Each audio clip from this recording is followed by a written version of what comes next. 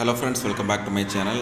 Yesterday வந்து இந்தியாவும் west இண்டீஸும் விளையாடின டெஸ்ட் மேட்ச்சில் வந்து டே 3 செஷன் 2லேயே இந்தியா வந்து ஒரு மிகப்பெரிய இன்னிங்ஸ் வெற்றியை பெற்றுட்டாங்க. இந்த மேட்ச்சில் இந்தியா வின் பண்ணுறதுக்கு மெயினான ரீசன் வந்து இந்த கேப்டன் சுப்மன் கில்லோட ஒரு ஸ்மார்ட்டான கேப்டன்சி. ஏன்னா அவர் வந்து செகண்ட் டேயில் வந்து 448 for 5 அப்படிங்கிற ஸ்கோர் இருக்கும்போதே இதை வச்சு நம்ம மேனேஜ் பண்ணிடலாம் அப்படிங்கிற ஒரு தாட்டில் டே 3 முழுக்க இந்தியாவால் ப்ளே பண்ண முடியும், ஒரு மிகப்பெரிய ஒரு லீடு வைக்க முடியும். ஆனால் டீம் வந்து ரொம்ப எவ்வளோ குயிக்காக அந்த வின் பண்ண முடியுமோ அந்த மாதிரி ஒரு பிளான் பண்ணி அவர் ஸ்மார்ட்டாக திங்க் பண்ணிட்டார்.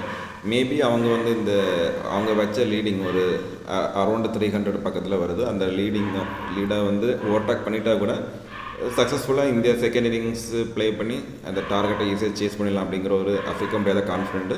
ஸோ இதில் வந்து இந்தியா பவுல் பண்ண 2 இன்னிங்ஸ்லையுமே ரவீந்திர ஜடேஜா வந்து ஒரு நல்ல ஒரு பவுலிங் அட்டாக் பண்ணார்.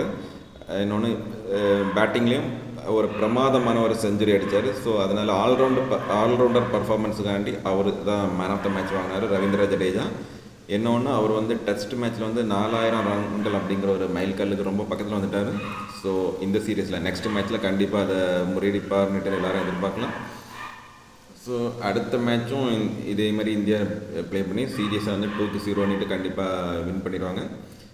இன்னொன்று இன்றைக்கி டே 4 வந்து இன்றைக்கி சண்டே நடந்தால் ரொம்ப அருமையாக இருக்கும் இந்த எல்லா ஆடியன்ஸுக்கும். ஸோ அந்த ஒரு பாசிபிலிட்டி இல்லாமல் போயிடுச்சு.